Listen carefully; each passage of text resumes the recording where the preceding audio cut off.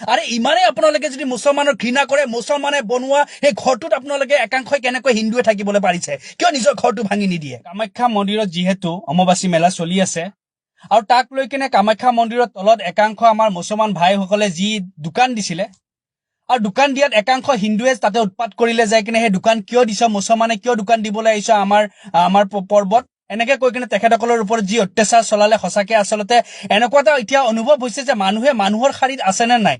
মানে এতিয়া বেপাৰ বাণিজ্যতো মানুহে ধৰ্ম বিচাৰিছে, এতিয়া ভগৱান ঈশ্বৰ আল্লাহৰ ওচৰত যাবৰ কাৰণেও মানুহক এতিয়া ধৰ্ম লগা হৈছে।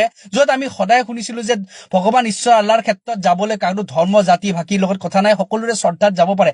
দোকান দিছে, কোনো চুৰ কৰা নাছিলে, দোকান এখন সকলোৱে দিব পাৰে। আজি যেনেকে ঈদত হওক বা বিভিন্ন ক্ষেত্ৰত, আমাৰ ক্ষেত্ৰতো বহুত হিন্দু মানুহে দোকান দিবলৈ আহে, আমি কোনোদিনাখন বাধা দিয়া নাই, কোনোদিনাখন আমি একো কোৱা নাই, কাৰণ আমি এটাই জানো যে আমি সকলো কৰ্মক্ষেত্ৰত মিলি কিনে আগবাঢ়িব লাগিব। কিন্তু একাংশ হিন্দুৱে কি কৰিলে, কামাখ্যা মন্দিৰৰ তলত যিহেতু মুছলমানে দোকান দিছিলে, খেন্দুৰৰ দোকান দিছিলে, আৰু সেইবিলাক ভাঙি চিঙি লণ্ড বন্ধ কৰি সিহঁতক দম দিলে। আপোনালোকে শুনক।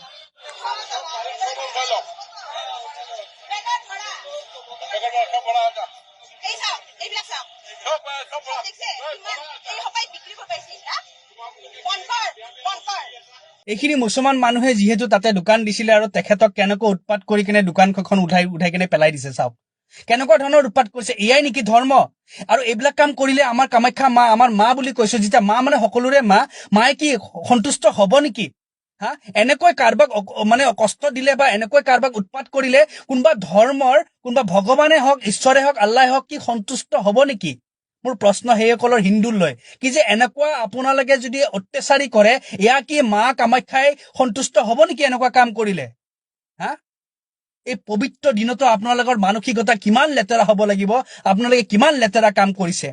আৰে ইমানে আপোনালোকে যদি মুছলমানৰ ঘৃণা কৰে, মুছলমানে বনোৱা সেই ঘৰটোত আপোনালোকে একাংশই কেনেকৈ হিন্দুৱে থাকিবলৈ পাৰিছে? কিয় নিজৰ ঘৰটো ভাঙি নিদিয়ে? ইমানে যদি আপোনালোকৰ মুছলমানৰ লগত যদি অসুবিধা আছে, মুছলমানে বিক্ৰী কৰা মুৰ্গী, মুছলমানে বিক্ৰী কৰা কণী, মুছলমানে বিক্ৰী কৰা মাছ, মুছলমানে বিক্ৰী কৰা শাক পাচলি আপোনালোকে একাংশই খাই কিনে কেনেকৈ জীয়াই আছে?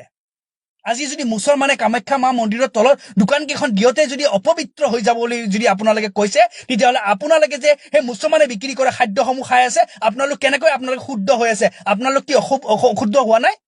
আপোনালোকৰ ঘৰ যি মুছলমানে সাজি দিছে, সেই ঘৰত আপোনালোকে যেতিয়া আছে, আপোনালোকৰ যেতিয়া মন্দিৰটো কোনোবা এজন মুছলমানৰ লেবাৰে হওক বা মিস্ত্ৰী হওক তাতে কাম কৰিছে, যদি সেয়া যদি অপবিত্ৰ হোৱা নাই, তেতিয়াহ'লে মা মন্দিৰৰ তলত কোনোবা মুছলমানে দোকান দিওঁতে অপবিত্ৰ হ'ব কেনেকৈ?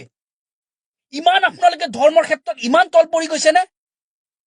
হা, ইমান তল পৰি গৈছে। যদি সাহস আছে, ইমানে যদি আপোনালোকৰ হিন্দুত্ববাদী, আপোনালোকৰ ধৰ্মৰ প্ৰতি ইমানে যদি চেতনা আছে, ইমানে যদি আপোনালোকে মুছলমান মানুহ ঘৃণা কৰে, মুছলমান মানুহৰ বেপাৰ বাণিজ্যত আপোনালোকে বস্তু নাখাব ন, কণী নিকিনিব, মাছ নিকিনিব, মুৰ্গী নিকিনিব, চব্জি পাচলি নিকিনিব, মুছলমান লেবাৰত দি আপোনালোকে ঘৰ নবনাব, হা, পাৰিবনে? আপোনালোকে নোৱাৰে। আপোনালোকে নোৱা নিকৃষ্ট কাম এই পবিত্ৰ দিনাখন কৰিছে। এই আমাৰ অম্বুবাচী মেলা আমি সকলোৱে শ্ৰদ্ধা জনাও, আমি সকলোৱে সন্মান কৰো। মা কামাখ্যা যেতিয়া কৈছে, মা শব্দটো কৈছে যে সকলোৰে মা, আৰু সেই মাৰ শ্ৰদ্ধা আৰু সেই মাৰ পবিত্ৰ দিনত আপোনালোকে ইমান অপবিত্ৰ কাম কৰিছে। তাত যাই কেনে কোনোবাই দোকান দিয়াৰ বাবে আপোনালোকৰ ইমান অত্যাচাৰী। হা, আজি কিমান হিন্দু মানুহে আমাৰ ঈদৰ দিনাখন আহে, দোকান দিয়ে, কিমান কি চৰ্বতৰ দিব বা কল্ড ড্ৰিংকছৰ দিয়ে বা টুপিৰো মই দেখা পাইছো, কিমান হিন্দু মানুহে হোলচেলত টুপি বিক্ৰী কৰিছে, আঁতৰ বিক্ৰী কৰে, কিমান হোলচেলত আপোনাৰ হিন্দু মানুহে আঁতৰ বিক্ৰী কৰি আছে। ঈদ মেহফিল হলে কিমান ডাঙৰ ডাঙৰ হিন্দু মানুহে দোকান লগায়, আমি দেখিছো, আমি শ্ৰদ্ধা কৰো। আমি তেখেতসকলক হিন্দু মুছলমান চোৱা নাই নহয়, কাৰণ তেখেতে বেপাৰ কৰিছে। আমি যে তেখেতৰ বেপাৰটোৰ পৰা আমি 4 পইচা দি কিনে আমি কিনিছো, তেখেতে কষ্ট কৰিছে, আমি তেখেতৰ পৰা লৈছো। তাৰ কাৰণে কি আমাৰ ধৰ্ম অপবিত্ৰ হৈ যাব? আমি কেতিয়াবা কৈছো নেকি গাহৰি খোৱাৰ পৰা আমি বস্তু নিকিনো বুলি? আমিতো কোৱা নাই। আপোনালোকে গৰু খোৱাৰ পৰা বস্তু নিকিনো বুলি যে কয়, তাৰে গৰু ছালটো ঢোল বনাই কিনে ব্যৱহাৰ কৰি আছে।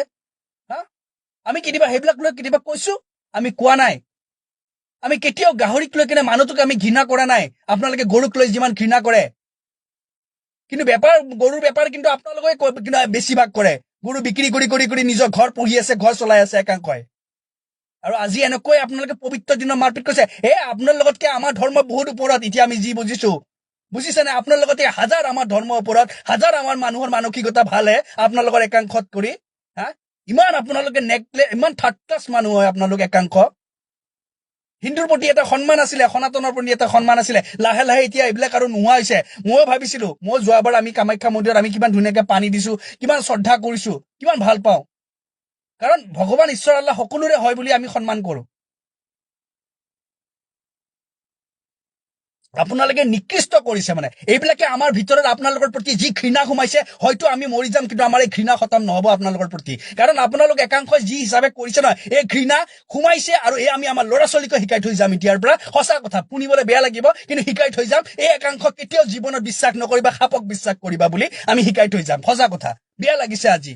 আৰে দোকান পোহৰ দিবলৈ যোৱা মানুহসকলক আপোনালোকে ধৰ্ম লৈ কিনে ইমান অত্যাচাৰ কৰিছে, আৰু আপোনালোকে কয় আমি আল্লাহু আকবৰ কৈ মানুহ মাৰো, আপোনালোকে কয় আমাৰ মুছলমান ধৰ্ম ঘৃণা বেয়া বুলি। আৰে ভাই, নিজৰ আগত আঙুলি দি চাওক, নিজে কিমান লেতেৰা কাম কৰি আছে।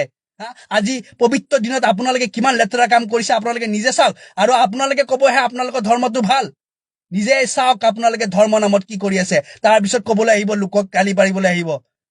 বেপাৰ বাণিজ্য কৰাৰ ওপৰতো আপোনালোকে ধৰ্ম নামত এনেকুৱা কাম কৰে, আৰু তাৰপিছত কয় আপোনালোক পবিত্ৰ। চালা আপোনালোক পবিত্ৰ। আপোনালোক পবিত্ৰ কেতিয়াও হ'ব নোৱাৰে, কাৰণ আপোনালোক কোনো ধৰ্মৰ নহয়। না আপোনালোকে হিন্দুৰ, না আপোনালোকে মুছলমান, না আপোনালোকে খ্ৰীষ্টিয়ান, না আপোনালোকে কিবা। আপোনালোক মানুহৰ সাৰিত নহয়, আপোনালোকে কোনো ধৰ্ম নহয়। আপোনালোকে বৰঞ্চ অকল নিজৰ ধৰ্মটো আপোনালোকে লেতেৰা কৰিছে, নিজৰ লেতেৰা মানসিকতাৰ কাৰণে। সন্মান কৰিব শিকক, এনেকুৱা কাম নকৰিব, সন্মান কৰিবলৈ শিকক। মানুহৰ শাৰীত নাই আপোনালোক।